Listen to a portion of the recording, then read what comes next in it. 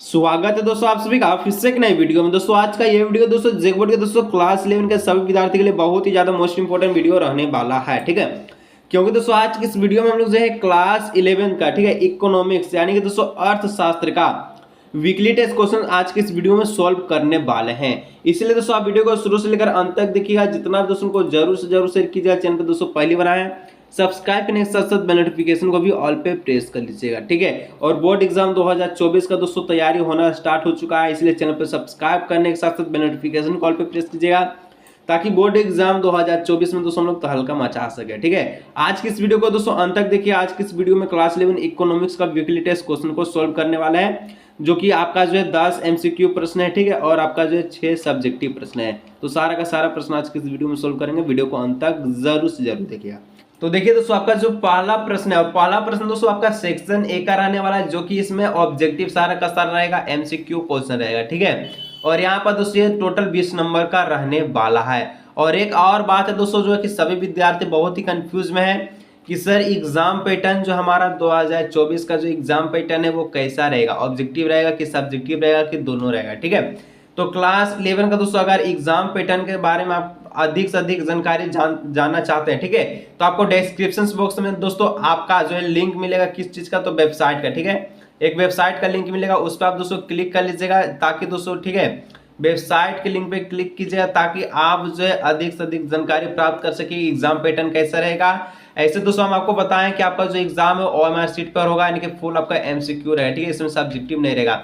लेकिन एमसीक्यू रहेगा तो कितना सब्जेक्ट से कितना क्वेश्चन पूछा जाएगा, इंटरनल असेसमेंट का नंबर कितना रहेगा, ठीक है, मॉडल पेपर कब आएगा, सारी जानकारी दोस्तों हम आपको बताएं। तो जाके वेबसाइट पर विजिट कीजिएगा, डिस्क्रिप्शन बॉक्स में लिंक है।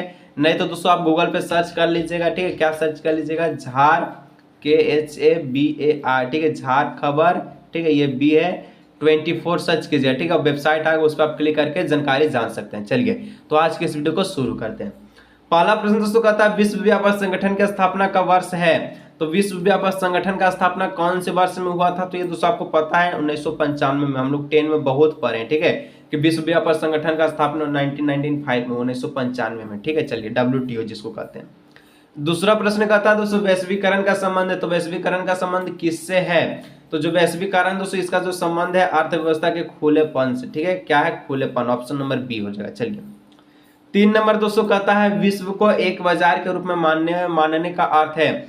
विश्व को एक बाजार के रूप में मानने का अर्थ क्या है, इसका मतलब है वैश्वीकरण, ठीक है, ऑप्शन नंबर ए हो जाएगा, ठीक है। चलिए 4 नंबर दोस्तों कहता है WTO किसका पूर्ण रूप है, यानी कि WTO इसका पूर्ण रूप पूछा, फुल फॉर्म पूछा, तो इसका मतलब होता है विश्व व्यापार संगठन, ठीक है।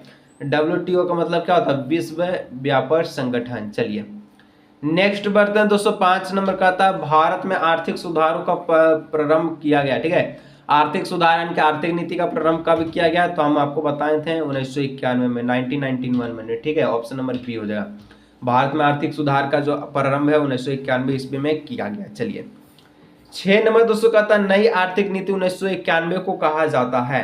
जो आपका नई आर्थिक नीति है, ठीक है, 1991, इसको हम लोग क्या कहते हैं, इसको हम लोग कहते हैं, क्या कहते हैं, एस्टर्न नीति, एस्टर्न नीति, ठीक है, ऑप्शन नंबर बी हो जाएगा। चलिए 7 नंबर दोस्तों कहता है सरकार द्वारा लगाए गए प्रत्यक्ष या भौतिक नियंत्रणों से अर्थव्यवस्था को मुक्त करना जाना जाता है, किसके लिए, निजीकरण, उदारीकरण, वैश्वीकरण, उत्पादन।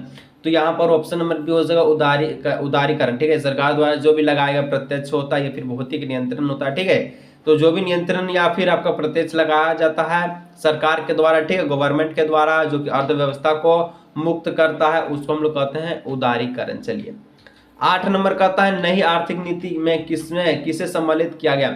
नई आर्थिक नीति में किससे सम्मिलित किया गया, इसको दोस्तों उदारीकरण से, निजीकरण से, वैश्वीकरण, तीनों से सम्मिलित किया गया। तो ऑप्शन नंबर डी हो जाएगा इनमें से सभी, ठीक है, ऑल ऑफ दिस। चलिए 9 नंबर दोस्तों कहता है कौन सा एक नई आर्थिक नीति का एक घटक नहीं है। नई आर्थिक नीति का घटक कौन नहीं है, तो हम आपको देखिए यहाँ पर जो कि आपका ऑप्शन दिखा, नई आर्थिक नीति सम्मिलित है किस किस से था, उदारीकरण से, निजीकरण से, वैश्वीकरण। तो यहाँ पर तीनों होगा, कौन कौन होगा, वैश्वीकरण भी होगा, उदारीकरण भी होगा, निजीकरण भी होगा, लेकिन आयात प्रतिस्थापन नहीं होगा। तो ऑप्शन नंबर डी हो जाएगा इसका करेक्ट ऑप्शन, ठीक है। चलिए 10 नंबर दोस्तों कहता है रिजर्व बैंक ऑफ इंडिया के गवर्नर कौन है। रिजर्व बैंक ऑफ इंडिया के, ठीक है, गवर्नर कौन है, ठीक है, सरकार कौन है, तो यहाँ पर हो जाएगा शक्तिकांत दास, ठीक है, option number D. Reserve bank जो आपके आरबीआई का जो है, आरबीआई है, ठीक है, उसका गवर्नर कौन है, तो शक्तिकांत दास। चलिए आगे बढ़ते दोस्तों, सेक्शन बी हम लोग वेरी शॉर्ट आंसर की ओर, जो कि आपका जो कि यहाँ पर बोलता है सेक्शन बी 2 गुना 2 4 नंबर का रहेगा, 2 प्रश्न, ठीक है, वेरी शॉर्ट आंसर क्वेश्चन में आता है। 11 नंबर का आता है रुपयों के अवमूल्यन से आप क्या समझते हैं, अवमूल्यन से क्या होता है, रुपयों का अवमूल्यन, ठीक है, उसका मतलब से आप क्या समझते हैं। चलिए तो अंतर्राष्ट्रीय बाजार में, अंतर्राष्ट्रीय मतलब दो देशों के बीच में जो व्यापार होता है, ठीक है, जो आपका दो देशों के बीच में व्यापार जिसको वैश्वीकरण भी कहते हैं, तो उसमें प्रचलित मुद्रा के तुलना में रुपयों के मूल्य को घटना रुपयों का अवमूल्यन कहलाता है, ठीक है। अंतर्राष्ट्रीय व्यापार के प्रचलित मुद्रा के तुलना में रुपयों के मूल्य को घटना, जब का रुपया है उसका मूल्य अगर घटता है तो उसको हम लोग कहते हैं अवमूल्यन, ठीक है, रुपयों का अवमूल्यन कहलाता है।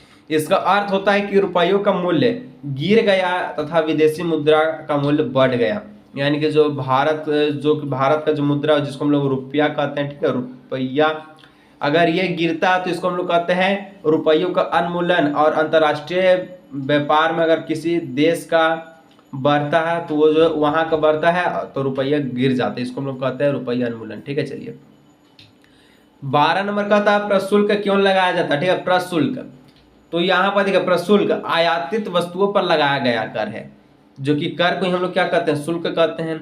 तो प्रशुल्क लगाने पर आयाती वस्तुएं अधिक महंगी हो जाती है, ठीक है, जितनी आप प्रशुल्क लगाते हैं, ज्यादा कर लगाते हैं तो उसका जो वस्तु का दाम है महंगा हो जाता है, जो वस्तुओं के प्रयोग को हतोत्साहित करती है या घरेलू उत्पादित वस्तुओं का संरक्षण करता है, ठीक है। चलिए आगे बढ़ते दोस्तों, सेक्शन सी में 2 प्रश्न पूछेगा, जो कि 6 नंबर का रहेगा, 3 नंबर शॉर्ट आंसर क्वेश्चन में। 13 नंबर का था परिमाणात्मक प्रतिबंधों का क्या अर्थ है, तो परिमाणात्मक प्रतिबंधों का क्या अर्थ है। उत्तर में लिखिए परिमाणात्मक प्रतिबंधों किसी देश द्वारा आयातित या निर्यात किए जाने वाले वस्तुओं की मात्रा पर विशिष्ट सीमाएं लगाते हैं। यह कोटा एकाधिकार या किसी अन्य रूप में हो सकते हैं, ठीक है। चलिए 14 नंबर पूछा दोस्तों, रिजर्व बैंक व्यावसायिक बैंकों पर किस तरह नियंत्रण रखता है। जो रिजर्व बैंक होता है आरबीआई, ये आपका व्यावसायिक जो बैंक हो गया, ठीक है, इस पर किस तरह से नियंत्रण रखता है। चलिए मतलब नजर रखता है, लिखिएगा भारत में सभी बैंक रिजर्व बैंक के मानदंडों और नियमों के द्वारा नियंत्रित होता है। भारतीय रिजर्व बैंक जो कि भारत का एक शक्तिशाली बैंक है, जिसके अंतर्गत जो भी अन्य बैंक है वो आता है, ठीक है। यह जो व्यावसायिक बैंक के आपका संविधि के तरलता अनुपात जिसको कहता है SLR, नगद आरक्षित अनुपात जिसको कहते हैं CRR, बैंक दर, मूल उधार दर जिसको हम लोग कहते हैं PLR, रोपो दर, ठीक है, रिस्पॉन्स रोपो दर और ब्याजों दर को तय करता है। ये सभी अनुपात और दर बैंक द्वारा निर्धारित किए जाते हैं तथा सभी व्यावसायिक बैंकों के लिए इन दरों का पालन करना या बनाए रखना अनिवार्य है। जो रिजर्व बैंक होता है इसको सलाह देता है कि ये चीज तुम नियमों का पालन करो। तो इस प्रकार से हम लोग कह सकते हैं जो आरबीआई जो बैंक होता है भारतीय रिजर्व बैंक, ठीक है, वो अन्य व्यावसायिक बैंक को अपना नजर में या फिर नियंत्रण करता है किस प्रकार से, ठीक है। चलिए बढ़ते दोस्तों, लॉन्ग आंसर 2 और प्रश्न बच गया दोस्तों। चैनल पर पहले बार सब्सक्राइब कर लीजिएगा दोस्तों, डिस्क्रिप्शन बॉक्स में लिंक है, वेबसाइट पर विजिट कीजिएगा ताकि आपको जो भी अपडेट वहां पर डाले, ठीक है, चाहे इसका जो आपको क्वेश्चन का PDF ही डाल दें तो वहां से आप देख सकते हैं, ठीक है। तो लगातार विजिट करते रहिएगा, हो सकता है इसका क्वेश्चन का PDF भी आपको मिल जाए, ठीक है। चलिए 15 नंबर का आता है भारत में आर्थिक सुधारों क्यों आरंभ किए गए, ठीक है, आर्थिक सुधार क्यों आरंभ किए गए। उत्तर मिल गया भारत में विदेशी ऋणों के मामले में संकट या का निपटाना के लिए 1991 में आर्थिक सुधार आरंभ किए गए हैं। और ये जो आपका आर्थिक जो आरंभ था, आपको पता है कि 1991 में भारतीय नई नीति आर्थिक जो आपका नई आर्थिक नीति का आरंभ कब हुआ, 1991 में। तो ये जो आरंभ किया गया क्यों किया गया, ठीक है, उसके बारे में आपको बताना है। तो पॉइंट के अनुसार हम लोग देखेंगे तो पहला पॉइंट कहता है कि अर्थव्यवस्था के नियमन और नियंत्रण के लिए इतने अधिक नियम कानून बनाए गए कि उनसे आर्थिक समृद्धि और विकास की समूची प्रक्रिया ही अवरुद्ध हो गई। राष्ट्रीय आय 0.8% की दर से वृद्धि रही है, बढ़ रही है, ठीक है, जो आपका राष्ट्रीय आय है। और दूसरा आपका जगह राष्ट्रीय आय किसको कहते हैं, मतलब जो भी जितना व्यक्ति है उसका जो आय है उसको गुना करके ही राष्ट्रीय आय कहलाता, ठीक है, एक व्यक्ति ने बल्कि पूरा राष्ट्र का। भारत एक ऋणी देश तथा सरकार विदेशी ऋणों का भुगतान करने के लिए स्थिति में नहीं है। विदेशी मुद्रा रिजर्व आवश्यक आयात या भुगतान करने के योग्य भी नहीं बचा था। चौथा में मुद्रा स्फीति का स्तर 16.8% तक पहुंच गया, जो अंततः आवश्यक वस्तुओं के मूल्य में वृद्धि करता है।